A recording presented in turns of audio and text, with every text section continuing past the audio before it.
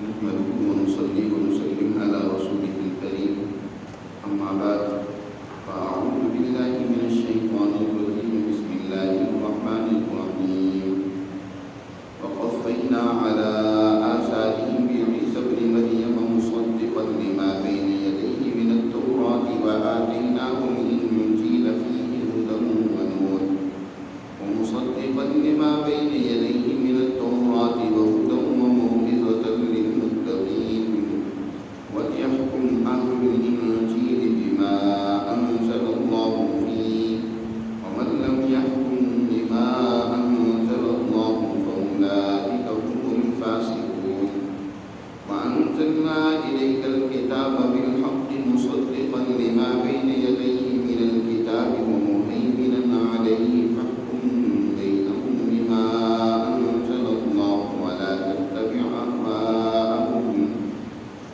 تتبع أهواءهم عما جاءك من الحق لكل جعلنا منكم شرعة ومنهاجا ولو شاء الله لجعلكم أمة واحدة ولكن ليبلوكم فيما آتاكم فاستبقوا الخيرات إلى الله مرجعكم جميعا فينبئكم بما كنتم فيه تختلفون وأنحكم بينهم بما أنزل الله ولا تتبع أهواءهم واحذرهم أن يفتنوك عن بعض ما أنزل الله إليك فإن تولوا فاعلم أنما يريد الله أن يصيبهم ببعض ذنوبهم وإن كثيرا من الناس لفاسقون أفحكم الجاهلية يبغون ومن أحسن من الله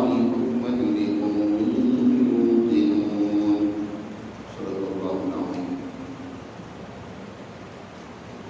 اس رکوع میں اللہ سبحانہ و تعالی نے 3 بڑی الہامی کتابیں ان کا تذکرہ کیا ہے. پہلے درس میں جو اللہ کی نازل کردہ ایک عظیم کتاب تورات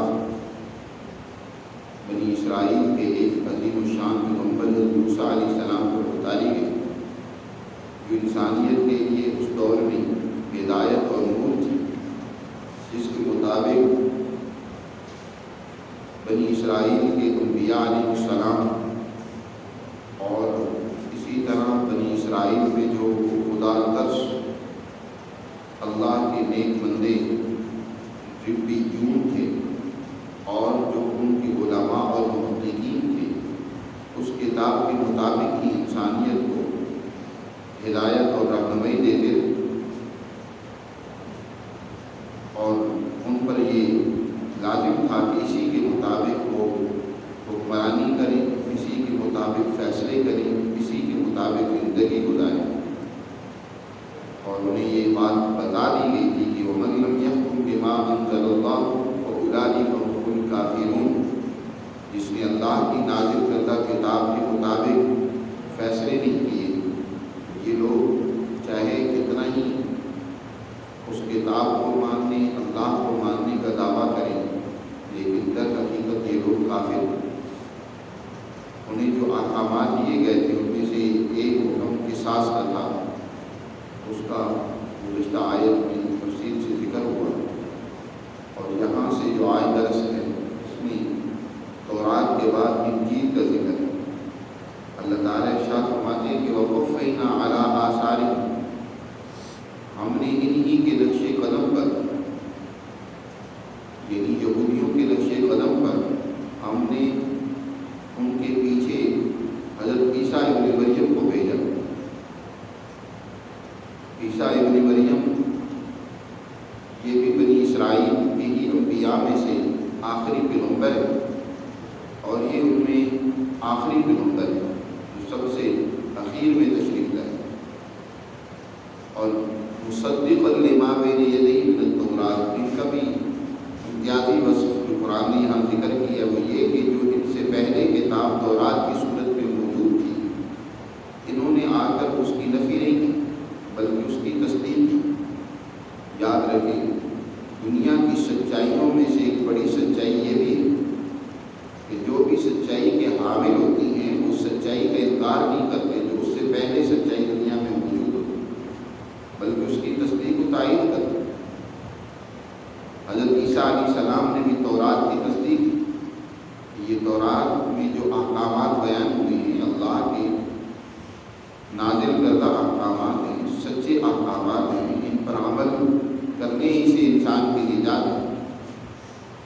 البتہ تورات کے احکامات میں جب یہودیوں نے تحریف شروع کر دی، اپنی اوہام خواہشات کے مطابق اس میں رد و بدل کرنا شروع کر دیا، حضرت عیسیٰ علیہ السلام نے ان احکامات کی وضاحت کی اور دور کے نئے تقاضے کے مطابق جو نئے حالات پیدا ہو گئے، نئی ضروریات پیدا ہو گئی، اس کے مطابق کچھ احکامات میں چینجنگ کی۔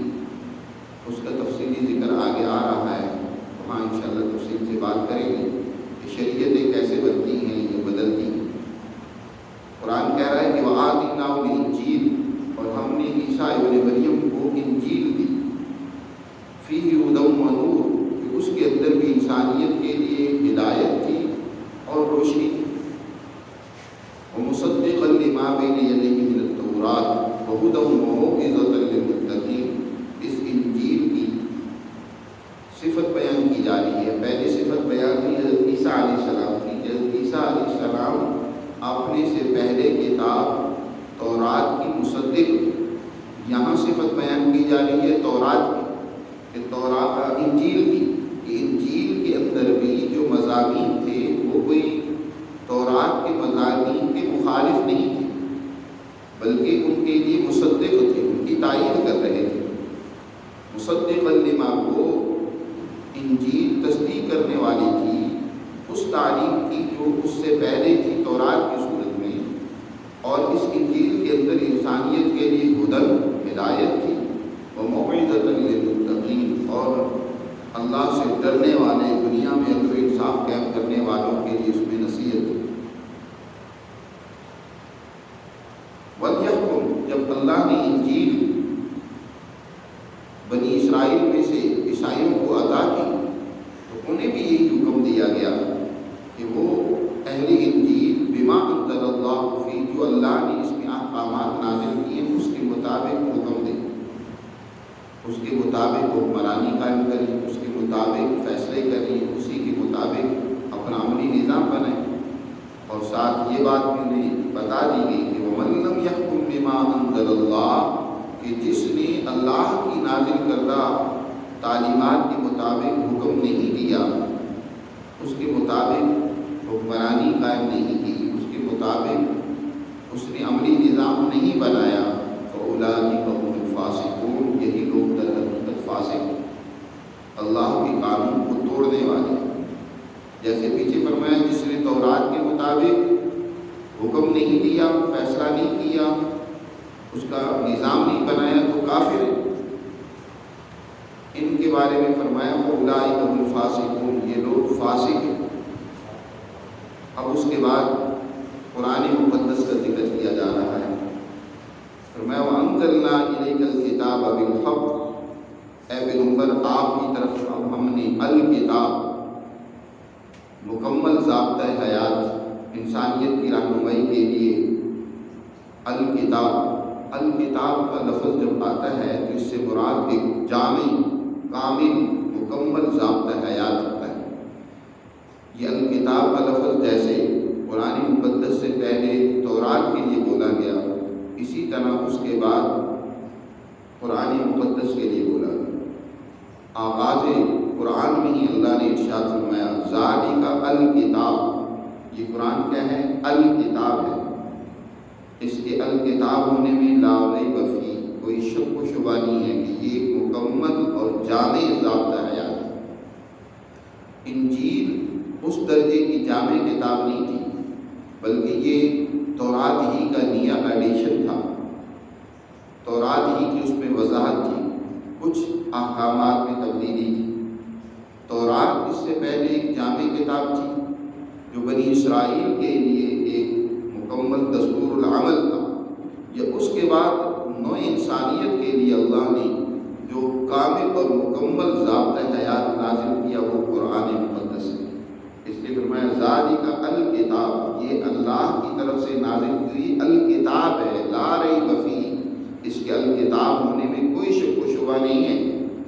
تو یہاں بھی فرمایا اسی لفظ کو کہ وَأَنزَلْنَا إِلَيْكَ الْكِتَابَ، ہم نے آپ کی طرف اے پیغمبر الکتاب نازل کی، اور بالحق، یا دوسرا لفظ بیان فرمایا بالحق حقائق پر مبنی ہے، کوئی مفروضات نہیں ہے، اس میں فرضی چیزیں نہیں ہیں۔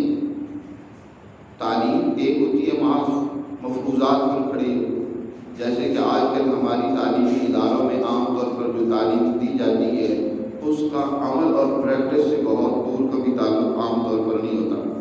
پڑھایا کچھ جاتا ہے اور اپنی پریکٹس کچھ اور ہو رہی ہوتی ہے۔ یہ ہوتی ہے مفروضات پر تعلیم دینا، محض مفروضے بنا کر جو ہے تعلیم دی جا رہی ہوتی ہے، اور یہی وجہ ہے کہ وہ بڑی مشکل ہوتی ہے طالب علم کے لیے، اس کا سمجھانا مشکل ہوتا ہے، کیونکہ عملی طور پر اس کے سامنے اس طرح کا کوئی نمونہ نہیں ہوتا۔ لیکن قرآن مقدس کی تعلیمات یہ حق پر مبنی ہیں، یعنی اپنے اندر حقیقت اور سچائی کو لی ہوئے ہیں۔ جو کچھ قرآن نے بیان کیا ہے اس کا عملی نمونہ اور مثال بھی پیش کی ہے، چاہے وہ قرآن سے نزول سے پہلے کے زمانے کی مثال ہے یا خود قرآن کے نزول کے وقت کوئی واقعہ پیش آیا اس کو مثال اور نمونہ بنا کر سمجھایا کہ اس طرح کا واقعہ یا اس طرح کی حالت جب پیش آئے گی تو اس کے لیے یہ حکم ہے۔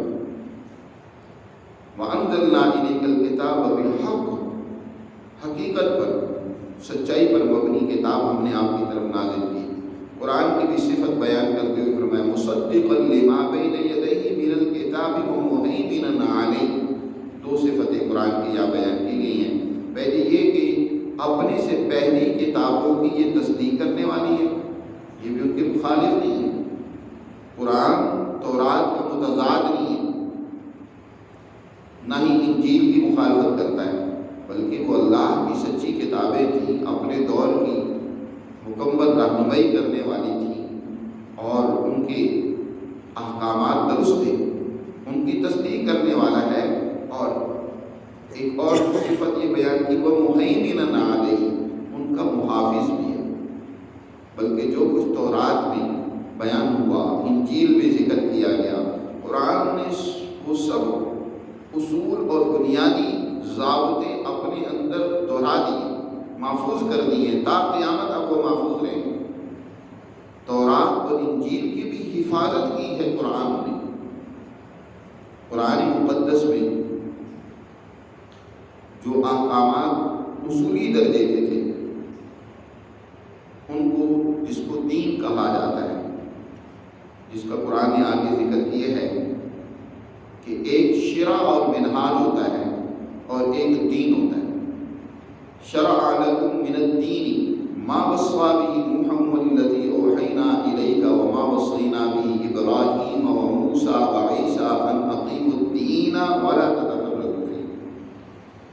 دین تمہارے لیے اللہ نے وہی مشروع کیا ہے جو اللہ نے دین مشروع کیا تھا تم سے پہلے نوح علیہ السلام کے لیے، ابراہیم کے لیے، اسماعیل، اسحاق، یعقوب، ان انبیاء کا ذکر کرنے کے بعد فرمایا کہ یہی دین تمہارے لیے بھی ہم نے مشروع کیا۔ شرع لکم من الدین، دین میں سے وہی بنیادی اصول تمہارے لیے بھی ہیں۔ ما وصى به نوحا والذی اوحینا الیک وما وصینا به ابراہیم وموسیٰ وعیسیٰ، یہی دین تمہاری طرف ہی ہے۔ تو جو بنیادی اصول ہوتے ہیں دین کے وہ سب انبیاء میں ایک ہی رہی، ان میں کوئی تضاد اور فرق نہیں رہا۔ توحید تمام انبیاء علیہ السلام میں تھی۔ قیامت کا تذکرہ کہ جو کچھ کر رہے ہو اس کا ایک دن محاسبہ بھی ہونا ہے، حساب و کتاب ہونا ہے، اس کا ذکر تمام انبیاء علیہ السلام نے کیا۔ اسی طرح رسالت کا ذکر کہ اللہ کے پیغمبر انسانیت کی رہنمائی کے لیے آتے ہیں، ان کی اطاعت تم پر لازم اور ضروری ہے، اور اللہ کی بندگی اور اطاعت یہ بھی ضروری ہے، اور اسی طرح انسانیت کی خدمت۔ یہ جو بنیادی احکامات تھے ان کا تذکرہ ہر کتاب میں، اور جو تورات انجیل کے احکامات تھے انسانی حقوق کی حفاظت کے لیے، جیسے کہ گزشتہ آیت میں گزرا ہے کہ وَكَتَبْنَا عَلَيْهِمْ، ہم نے بنی اسرائیل پر فرض کیا تھا کہ أَنَّ النَّفْسَ بِالنَّفْسِ وَالْعَيْنَ بِالْعَيْنِ وَالْأَنْفَ بِالْأَنْفِ، کہ جسم کا کوئی عضو بھی کاٹا جائے اس میں قصاص ہے، آنکھ بدلے میں آنکھ کے، ناک کو توڑا جائے تو بدلے میں ناک توڑا جائے، اسی طرح کوئی انسان قتل ہو تو بدلے میں انسان کو سزا ملنی چاہیے، کان کو بدلے میں کان کے، دانت کو بدلے میں دانت کے توڑا جائے۔ وہ جو قصاص کا قانون جو بنی اسرائیل کے لیے تھا، قرآن نے اس کو ذکر کر دیا، محفوظ کر دیا کہ یہی حکم قیامت تک کے لیے انسانوں کے لیے۔ تو اس کو فرمایا وہ مہیمن علیہ کہ اس تورات و انجیل کے احکام کا یہ محافظ بھی ہے۔ لہذا اے مسلمانوں، سب سے پہلے حضور سے حکم ہے، پھر حضور کی وساطت سے تمام مسلمانوں کو حکم دیا جا رہا ہے فَاحْكُم بَيْنَهُم بِمَا أَنزَلَ اللَّهُ، تم اللہ کی نازل کردہ تعلیم کے مطابق حکم کرو، فیصلہ کرو، اس کے مطابق تمہارا حکمرانی کا نظام بما انزل اللہ، ولا تتبع اهواءهم عما جاءك من الحق، اس حق کو، اس سچائی کو چھوڑ کر خواہشات کے پیچھے لگ کر فیصلے نہ کرو۔ تم اپنا نظام حکمرانی خواہشات پر قائم کر لو، مال مفروضوں پر قائم کر لو، اپنی نفسانی ضروریات اور خواہشات کو پورا کرنے کے لیے، اور حقائق کو چھوڑ دو، سچائی کو چھوڑ دو، ایسا نہ کرو۔ وَلَا تَتَّبِعْ أَهْوَاءَهُمْ عَمَّا جَاءَكَ مِنَ الْحَقِّ لِكُلٍّ جَعَلْنَا مِنكُمْ شِرْعَةً وَمِنْهَاجًا، اور ہم نے تم میں سے ہر ایک کے لیے ایک شریعت اور منہاج مقرر کیا۔ وَلَوْ شَاءَ اللَّهُ لَجَعَلَكُمْ أُمَّةً وَاحِدَةً، اور اگر اللہ چاہتا تو تم سب کو ایک ہی امت بنا دیتا، لیکن وہ تو تمہاری آزمائش کرتا ہے اس میں جو اس نے تمہیں دیا۔ فَاسْتَبِقُوا الْخَيْرَاتِ، اصل بات یہ ہے کہ خیرات اور نیکیوں میں ایک دوسرے سے سبقت لے جانے کی کوشش کرو۔ إِلَى اللَّهِ مَرْجِعُكُمْ، اللہ کی طرف تم سب کو لوٹ کر جانا ہے۔ فَيُنَبِّئُكُم بِمَا كُنتُمْ فِيهِ تَخْتَلِفُونَ، جن میں تم آج اختلاف کر رہے ہو تمہیں ان کے بارے میں وہ بتا دے گا۔ قرآن نے یہاں ایک بہت بڑا اہم مسئلہ سمجھایا ہے۔ اب یہ ایک سوال کا جواب ہے در حقیقت۔ جب قرآن تورات اور انجیل کا مصدق بھی ہے، مہیمن بھی ہے، تو پھر قرآن کی ضرورت ہی کیا تھی؟ تورات اور انجیل ہی کافی تھی۔ جو کچھ تورات میں بیان ہوا، قرآن بھی اس کی حفاظت کر رہا ہے، اس کو بیان کر رہا ہے۔ انجیل میں بیان ہوا، قرآن مجید اس کی تصدیق و تائید جب کر رہا ہے، تو اس قرآن کی ضرورت ہی پھر کیا تھی؟ قرآن نے اس حقیقت کا جواب دیا ہے کہ دیکھیں، ہر دور کے تقاضے اور ضروریات الگ ہوتی ہیں۔ ایک دور ہے آدم علیہ السلام کا، وہ انسانیت کا ابتدائی دور ہے، وہاں ان کی ضروریات کوئی زیادہ نہیں ہے، تو اس لیے ان کے لیے شریعت بھی سادہ سی رکھی گئی، سادہ سے احکامات تھے، کوئی تفصیلی احکامات آدم علیہ السلام کو نہیں دیے گئے، کیونکہ انسانیت ابھی ابتدا میں ہے، چند افراد ہیں، ان کے لیے نہ کوئی جھگڑے ہیں زیادہ، نہ لڑائی ہیں، نہ مسائل ہیں، نہ کوئی زیادہ کام کاج کی وہ اس حوالے سے فکر مندی ہے۔ سادہ سے یہ کہ اللہ کے کچھ نام انہیں بتائے گئے کہ تم ان کے ذریعے اللہ کا ذکر کیا کرو۔ پھر اسی طرح انسانیت آگے بڑھی، نوح علیہ السلام کا دور آیا، اب انسانیت ذرا ترقی کر چکی ہے، تو اب ضرورت تھی کہ احکامات اس اعتبار سے ذرا تفصیل کے ساتھ بیان کیے جائیں۔ پھر اسی طرح اس کے بعد ابراہیم علیہ السلام ہیں، ان کے دور میں اور انسانیت آگے بڑھی۔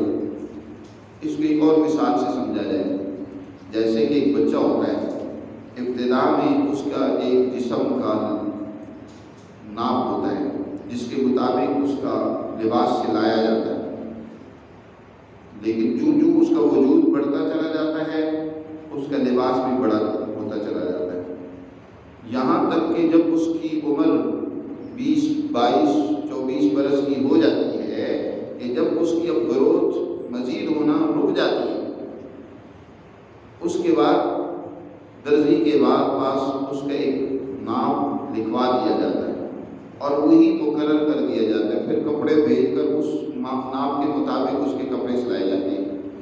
پہلے ہر سال 2 سال بعد اس کے کپڑوں کے اندر، اس کی پیمائش کے اندر کمی بیشی آتی ہے، اس کی پیمائش اور جسم کی ضرورت کے مطابق لباس بدلتا رہا۔ اب اس میں یہ نہیں کہا جائے گا کہ بعد کا لباس پہلے لباس کے خلاف ہے، بعد والا لباس وہ بعد کی ضرورت تھی، اس لیے پہلے لباس اس وقت اس کی ضرورت تھی، اس کی ضرورت کے مطابق اس وقت وہ ٹھیک تھا، اور اب جو ہے اس کی ضرورت اور ہو گئی ہے، تو اس وقت اس نئے لباس کی ضرورت ہے، وہ پہلے والا اب چل نہیں سکتا۔ اسی طرح انسانیت بڑھ رہی ہے، انسانیت خاندان سے نکلی، قوم میں بدلی، قوم سے نکلی بین الاقوامی سطح پہ اس کی حالت ہوئی۔ اب انسانیت جو ہے اس طریقے سے ایک فرد سے ایک خاندان سے ایک آبادی کا ایک ابتدائی درجہ گویا کہ ایک بستی بنی، ایک بستی سے شہر بنا، شہر سے ملک بنے، ملک سے پھر بین الاقوامی رابطے، بین الاقوامی ممالک وجود میں آئے، ان کے درمیان روابط ہیں، تعلقات ہیں، تو ضرورت تھی نئے احکامات کی۔ اس لیے قرآن مجید نے یہ جو حقائق اور سچائی بیان کی ہے، اب دور ہے انٹرنیشنل کا، اب دور ہے بین الاقوامیت کا۔ اس لیے تو نبی کریم صلی اللہ علیہ وسلم کو ساری انسانیت کا رسول بنایا گیا ہے، جبکہ پہلے انبیاء وہ عام طور پر کسی ایک مخصوص قوم کے لیے ہوتے تھے، مخصوص علاقے کے لیے ہوتے تھے، مخصوص تقاضے اور ضرورت کے تحت انہیں کسی مشن پر معمور کیا جاتا تھا۔ اب حضور صلی اللہ علیہ وسلم کو بھیجتے ہوئے فرمایا قل یا ایھا الناس انی رسول اللہ الیکم جمیعا، اے پیغمبر آپ کہہ دیں، اعلان کر دیں، انی رسول اللہ الیکم جمیعا، میں تم سب کی طرف رسول بنا کر بھیجا گیا۔ اسی طرح ہر دور کی جو شریعتیں ہیں، ہر دور کے ضرورت اور تقاضے کے مطابق جو احکامات ہیں، ان کو منہاج یا شرع کہا جاتا ہے۔ فرعی احکامات وہ میں تبدیلی رہی ہے، وہ بدلتے رہی ہیں، لیکن جو اصل دین ہے، جو بنیادی اصول اور ضابطے ہیں، وہ ہر دور میں ایک ہی رہے، کیونکہ انسانیت ایک ہی ہے۔ آدم علیہ السلام سے لے کر آج تک انسان ایک ہی ہے، یہ نہیں ہے کہ انسانوں میں بڑی تبدیلی ہے۔ یہاں بھی اس نظریے کو درست کر لینا چاہیے، جو عام طور پر غلط طریقے سے بعض لوگ بیان کرتے ہیں کہ کہیں پہلے دور میں انسان کا قد و قامت اور اس کی ڈیل ڈول کوئی بہت الگ تھی۔ کہا جاتا ہے جیسے کہ قوم عاد اور قوم سمود ہیں، اس کے دور میں انسان بڑا لمبا تھا، اب چھوٹا ہوتا چھوٹا رہ گیا۔ نہیں، ایسا نہیں ہے، جیسے انسان اس دور میں تھا آج کے دور میں۔ وہ جو قرآن نے بعض الفاظ اور کنایوں میں ان کی ہلاکت و تباہی کا ذکر کی ہے، وہ تشبیہ ان کے قد و قامت کے اعتبار سے نہیں ہے، وہ اس ہلاکت کے اعتبار سے تشبیہ دی گئی ہے۔ کأنہم أعجاز نخل خاویہ، جیسے کہ بڑے کٹے ہوئے ہیں کھجوروں کے تنے جو ہیں وہ جیسے پڑے ہوئے ہوتے ہیں، ایسے وہ انسان ہلاک ہوئے پڑے تھے۔ اس کا مطلب یہ نہیں ہے کہ ان کے قد جو ہے کھجوروں کے تنوں کے برابر کوئی لمبے چوڑے تھے، وہ تو ان کے بکھرے ہوئے ہونے، ٹوٹے ہوئے ہونے کی ساتھ تشبیہ دی جا رہی ہے۔ قرآن نے یا کہیں کسی بھی علمی کتاب میں یہ ذکر نہیں ہے کہ پہلے لوگوں کا قد بڑا لمبا چوڑا تھا، 25 گز کے وہ لوگ تھے، پھر کم ہوتے ہوتے 5 فٹ کے رہ گئے۔ انسانیت شروع سے ایک ہی، البتہ حالات تقاضے بدلتے رہے ہیں، ضروریات بدلتی نہیں ہیں۔ ان ضروریات کی تبدیلی کے ساتھ اللہ نے جو احکامات دیے ان کو منہاج کہا جاتا ہے، ان کو شریعت کہا جاتا ہے۔ شریعت در حقیقت دستور العمل ہوتا ہے کہ تم نے کیسے کام کرنا ہے، کام کرنے کا طریقہ کار جو ہوتا ہے۔ عبادت کا حکم تو انہیں بھی تھا، لیکن بعض شریعتوں میں عبادت بالکل ابتدائی درجے کی ہے۔ مثلا یوسف علیہ السلام کا دور ہے تو عبادت کا کیا طریقہ ہے کہ اللہ کے سامنے ہاتھ جوڑ کر بیٹھ جاؤ۔